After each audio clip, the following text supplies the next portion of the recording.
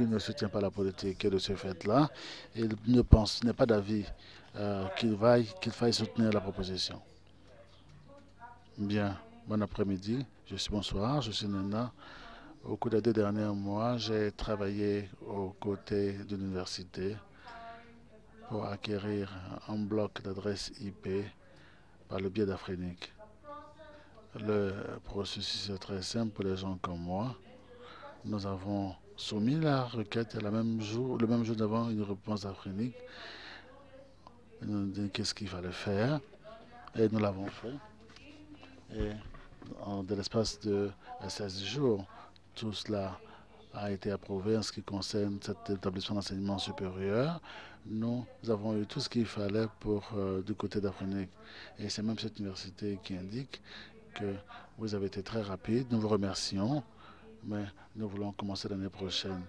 Si quelqu'un en doute, je voudrais donner un numéro de contrôle pour tout le processus et pourrait en faire un audit. Ce que je veux dire, c'est que pour l'heure, tout établissement d'enseignement supérieur en Afrique qui veut un bloc d'IP d'Afrique peut l'obtient.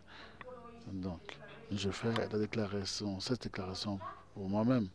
Mais le fait que cette politique ne soit pas pilotée par les institutions d'enseignement tertiaire, le fait que je ne sois pas convaincu que ça résout quelques problèmes qui se posent, le fait que je crois que nous répondons aux besoins à mesure qu'ils se posent par les gens qui le posent, je pense que pour l'heure, cette politique va d'engendrer plus de problèmes qu'elle n'en sort, parce qu'en fait, il ne résout aucun problème. Eh bien, merci Nina. On ne répond aux besoins de quelqu'un que lorsque la personne formule ce besoin. On va prendre 2 autres interventions. 2 autres interventions.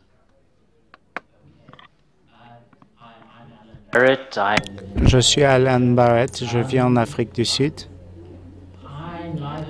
Je ne supporte ni ne m'oppose à cette proposition. Je pense que d'une part, ça ne va faire aucun mal vraiment aux institutions d'enseignement supérieur. Elles auront besoin d'adresse IP et ça a du sens qu'elle l'ait. Mais de l'autre côté, je ne crois pas qu'il soit vraiment nécessaire de changer le processus. Il y a déjà un processus que les institutions d'enseignement supérieur peuvent suivre pour avoir les adresses dont elles ont besoin. Quelque chose qui n'a pas été soulevé aujourd'hui, mais qui a été soulevé dans des discussions antérieures de cette proposition, c'est qu'il semble qu'il y ait une perception, du moins de la part de certaines personnes, que c'est trop difficile pour les institutions d'enseignement supérieur de recevoir des bases d'adresses d'Afrenic. Peut-être Afrinic pose trop de questions, demande trop d'informations, ne comprend pas, les institutions ne comprennent pas le plan de réseau. C'est peut-être ça la raison pour laquelle la proposition piétine. Mais je pense qu'il y a des problèmes. Ça devrait se gérer en termes de formation du staff et d'amélioration des processus au sein d'Afrenic, pas réglé à travers le développement de politique. Merci. Je viens d'Égypte. Je suis totalement contre cette proposition parce que je trouve que c'est un gaspillage de ressources. Parce qu'on considère des étudiants qui sont simultanément, concomitamment connectés. Donc, cette hypothèse de départ n'est pas vraie. Et je suis contre cette proposition. Merci. Comme on a encore une personne qui est là, on va la prendre, Afiona Songa. Je pense qu'il y a quelque chose aussi qui n'a pas été dit dans la discussion d'aujourd'hui, qui a été fortement présent à Lusaka. C'est quand les auteurs de la proposition ont mis l'accent à Lusaka sur le besoin pour nous de conduire l'innovation et la recherche à travers l'utilisation de cette politique. Toutefois, eu égard à la discussion qui a eu lieu sur la liste de diffusion à Lusaka, mon avis personnel est que nous pourrions ne pas être prêts en tant que région pour une telle politique. C'est une bonne politique, mais en tant que région, il y a davantage de travail qui doit être fait au niveau des institutions de recherche et des institutions universitaires auxquelles nous devrons faire attention pour que nous soyons prêts pour cette politique et ce qu'elle veut accomplir. À moins que l'intérêt de la communauté, sans essayer de fragmenter la communauté, à moins que l'intérêt de la communauté dans son ensemble, marchant d'un même pas, à moins que nous ayons à discuter indéfiniment les pour et les contre de cette politique, ma suggestion au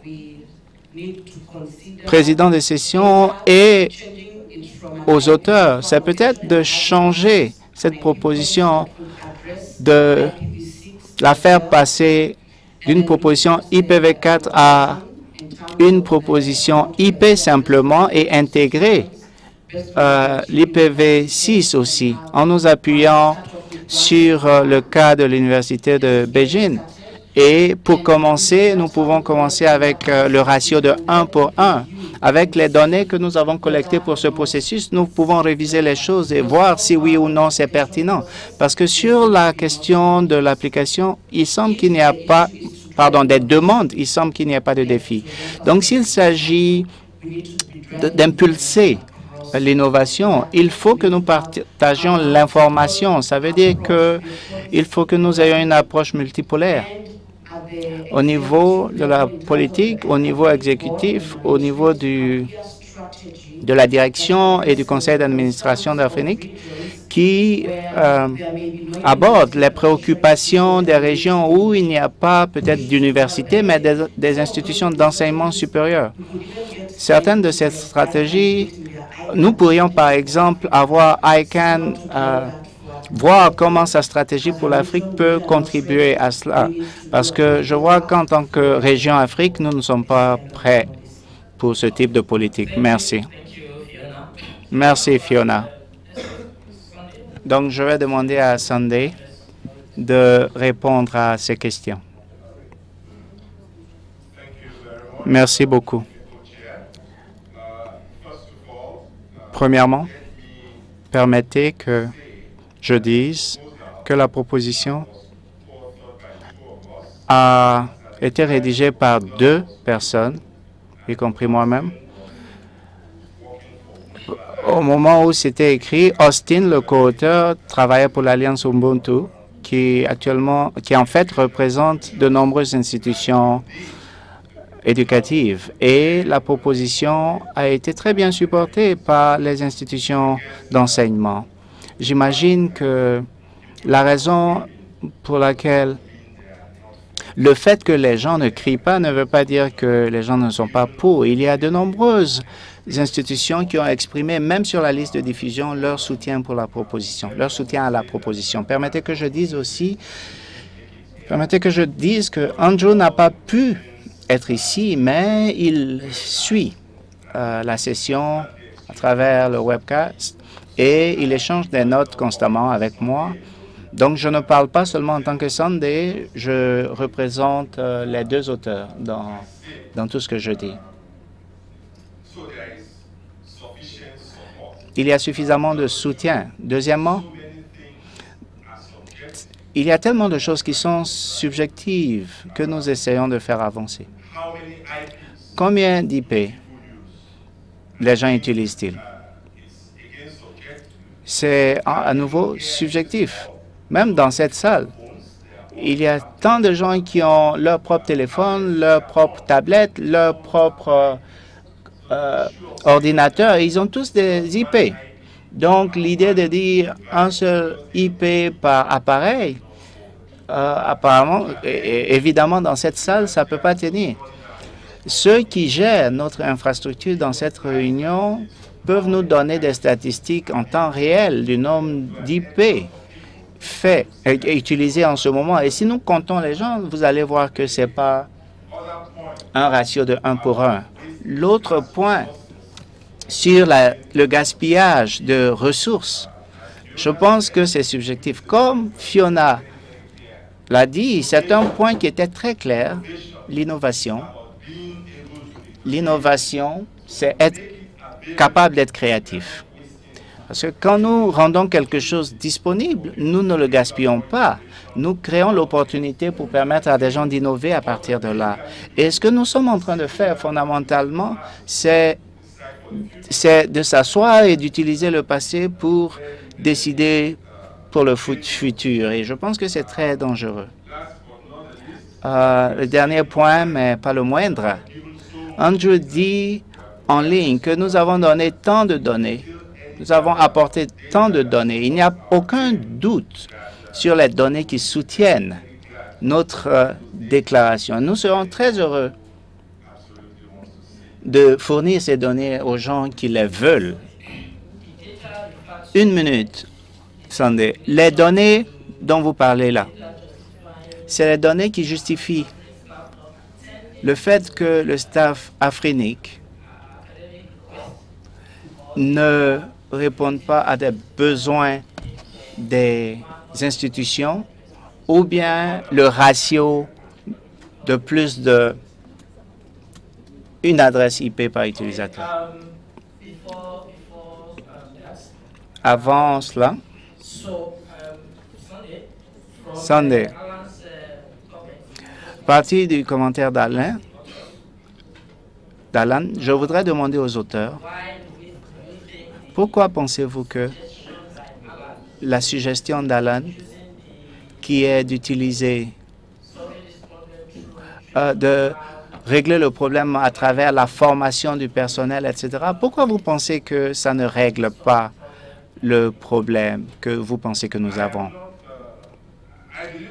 Je crois qu'on peut former le personnel autant de fois que nous voulons former le personnel. La chose importante, c'est que cette politique ou ce projet de proposition dit que nous pouvons faciliter. Notez l'expression faciliter. Nous pouvons faciliter les choses pour les institutions d'enseignement supérieur. Naturellement, si une institution fait la demande maintenant, elle peut avoir le /24.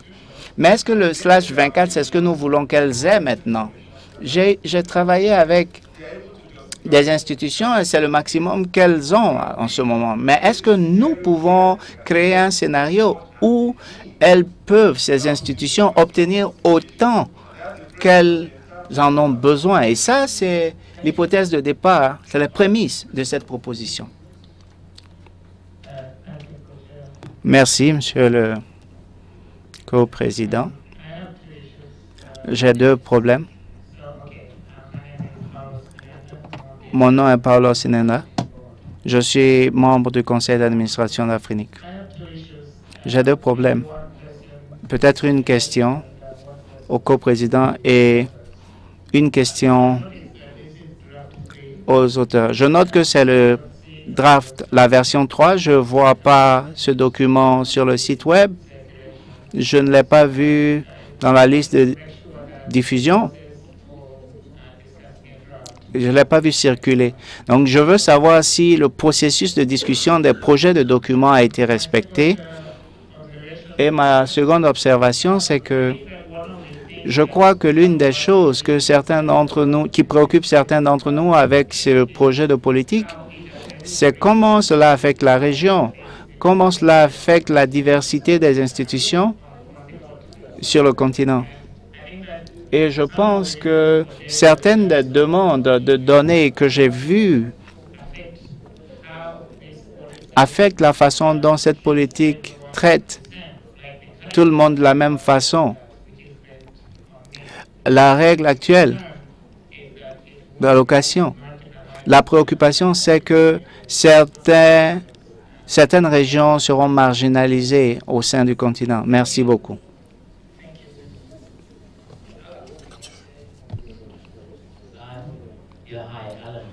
Alan, à nouveau. Sunday,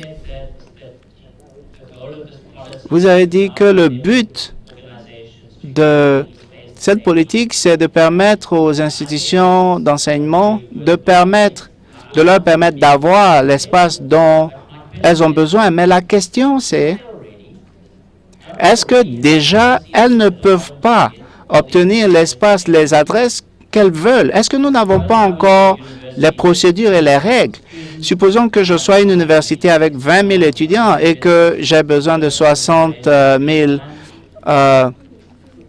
adresses pour satisfaire le ratio 3 pour 1. Il y a un processus par lequel je peux aller sur le site d'Afrenic, remplir des formulaires et puis au bout d'un mois avoir l'espace que j'ai. Est-ce qu'il y a un problème avec le processus existant? Merci.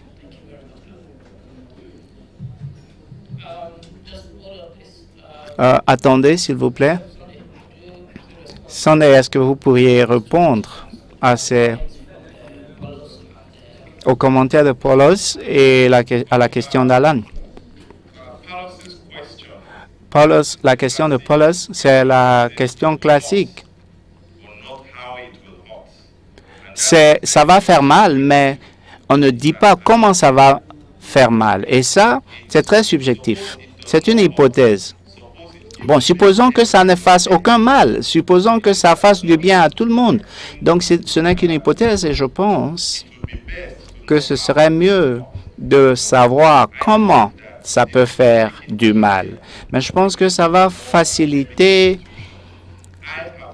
les choses pour beaucoup plus d'institutions d'enseignement. J'ai travaillé avec beaucoup d'institutions d'enseignement, au moins au Nigeria, et je sais qu'elles n'ont pas ce dont elles ont besoin.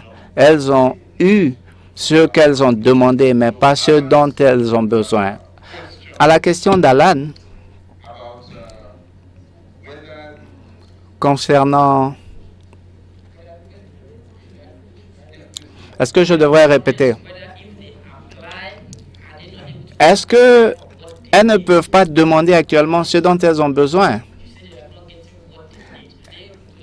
Est-ce qu'elles ne peuvent pas demander ce qu'elles ont en ce moment? Quand elles font la demande, certaines, à un certain point, en raison des justifications qui sont demandées, finissent par mettre les informations qui leur permettent d'obtenir ce qu'elles peuvent obtenir. Donc, elles peuvent obtenir actuellement au ratio 1 pour 1, avec les justifications et les documents justificatifs nécessaires. Et le staff peut nous donner des informations sur cela. Gardez à l'esprit, s'il vous plaît, que les archives sont là.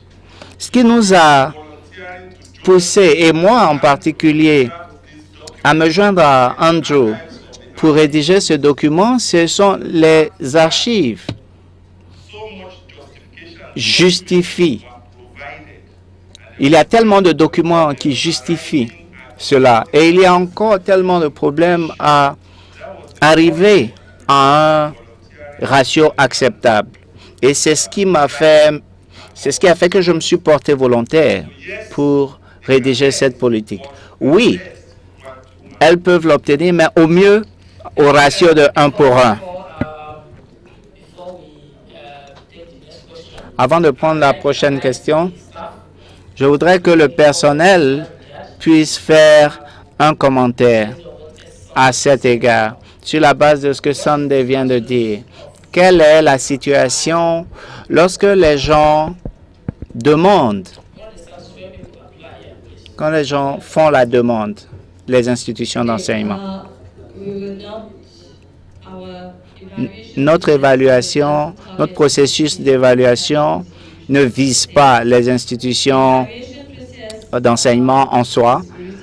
Le processus, c'est que nous recevons des demandes de nos membres qui doivent avoir un plan approprié d'IP adresse qui indique leur projet pour les 9 prochains mois. S'ils ont une infrastructure qui peut soutenir le nombre de connexions, le nombre d'IP qui seront nécessaires pour offrir les services qu'ils veulent pour l'éducation, pour leurs abonnés, pour leurs étudiants, pour leurs clients, etc.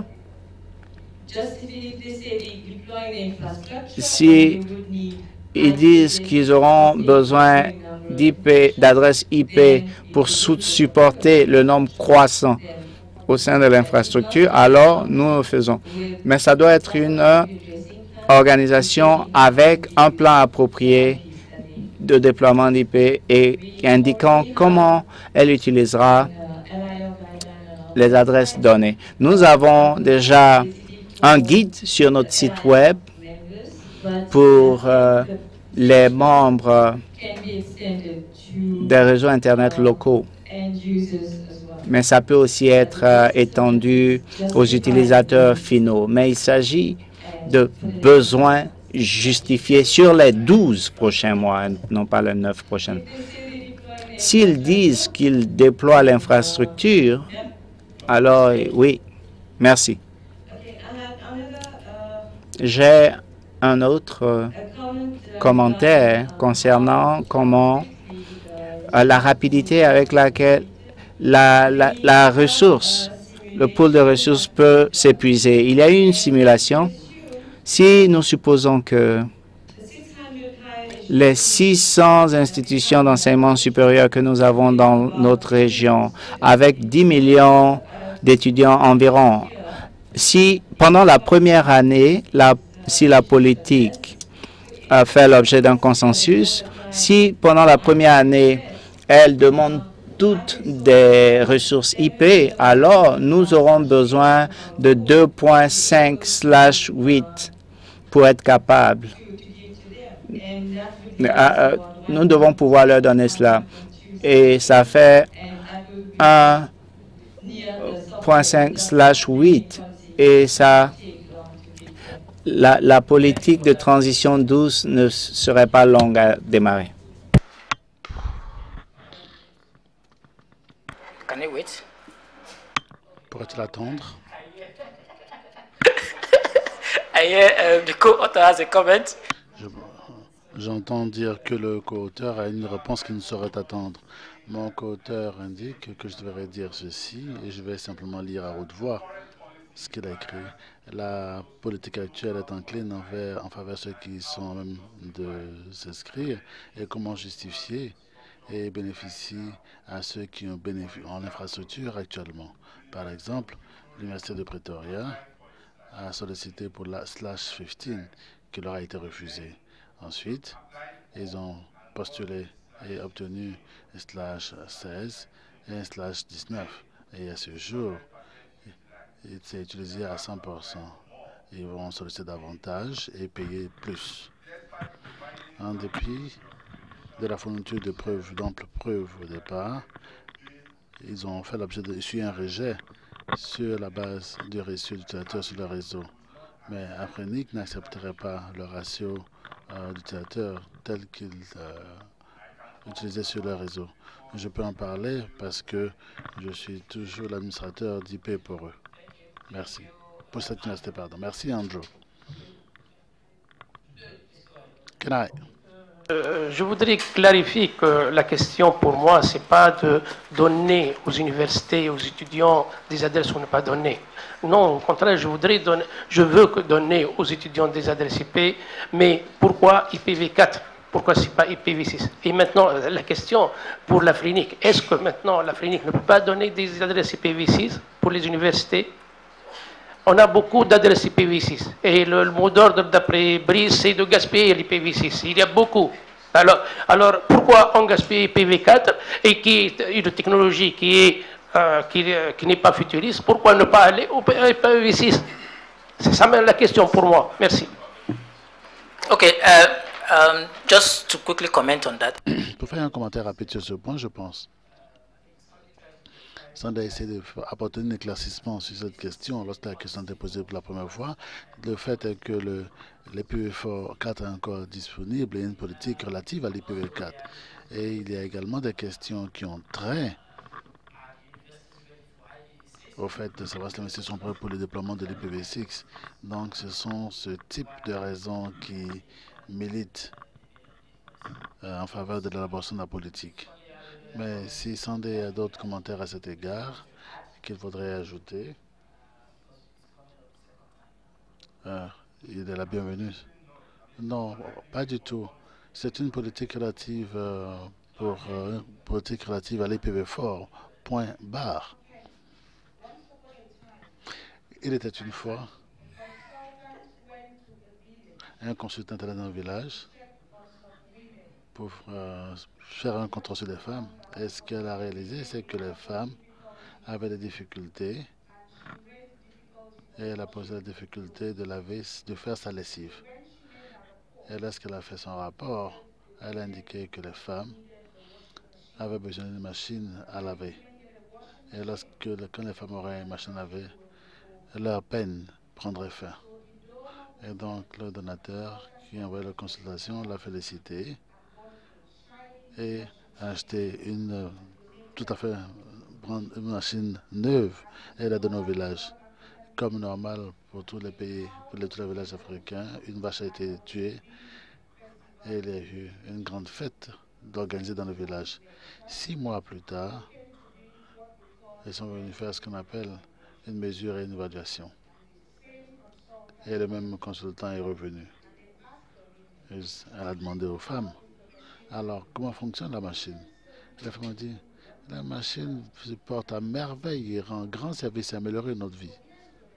Alors où est la machine? On a dit, venez qu'on vous montre où se trouve la machine. Et donc ils ont amené le consultant au bord du fleuve et le consultant s'est rendu compte que la machine était au milieu du fleuve. Elle a demandé, mais pourquoi? Et ils lui ont dit, quand vous êtes venu ici, vous n'avez pas demandé ce dont on avait besoin. Vous avez observé et vous avez décidé toute seule que nous avons besoin d'une machine à laver. Et lorsque nous amenons une machine sale au fleuve pour la vaisselle, c'est un temps de socialisation. Et lorsque les femmes traînent dans la rivière, c'est l'équivalent de Bavada sur Google. On ne s'est jamais plainte d'aller à la rivière pour laver nos vêtements.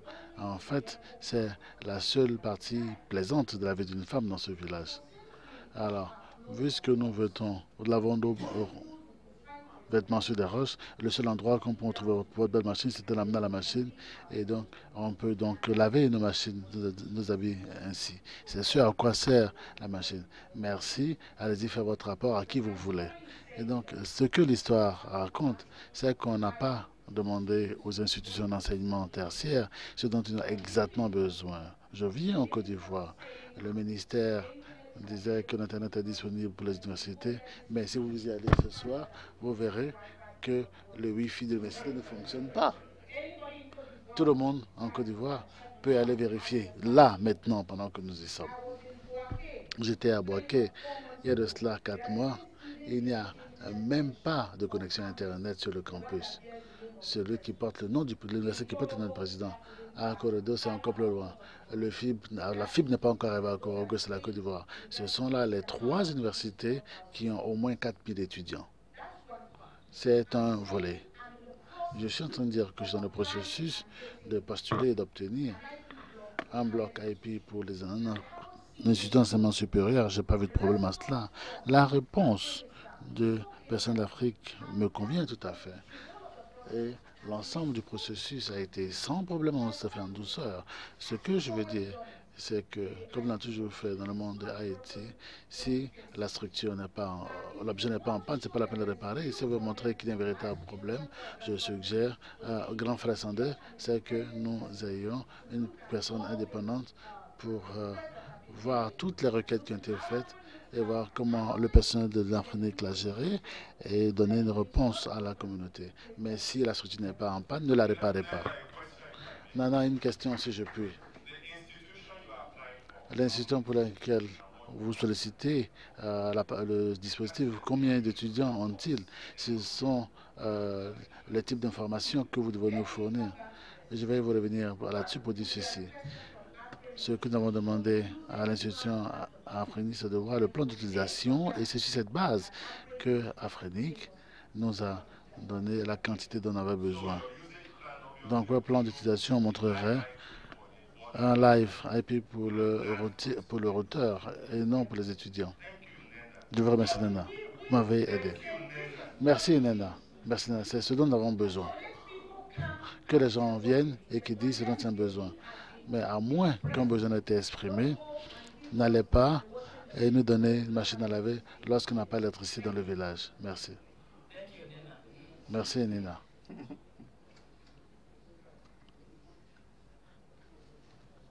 Hi, it's Alan Barrett again.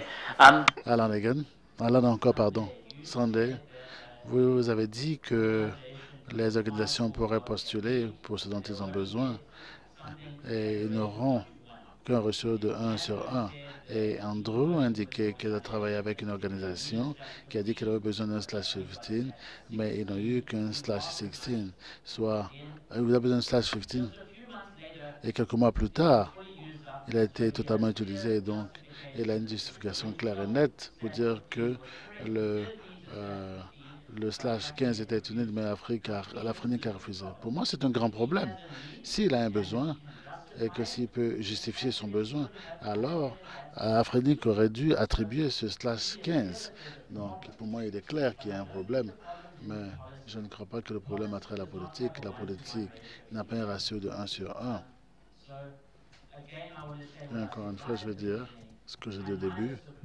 Je ne soutiens pas la proposition, je ne suis pas non plus contre. La raison pour laquelle je ne soutiens pas, c'est que je pense que ce n'est pas un problème de politique, c'est un problème de mise en œuvre ou un problème de formation. La raison pour laquelle je ne m'y oppose pas, c'est qu'il y a véritablement un problème. Et les institutions d'enseignement supérieur sont, dans certains cas, n'obtiennent pas ce dont elles ont besoin. Je vous remercie. You have a comment? Vous avez un commentaire? Andrew a toujours la parole. Donc, qu'il tienne ses brides. Qu'il tienne ses brides. Attendez. Je voudrais demander au personnel d'Afrique de se préparer à répondre aux préoccupations qui ont été soulevées à propos de ne pas fournir à l'université ce dont elle a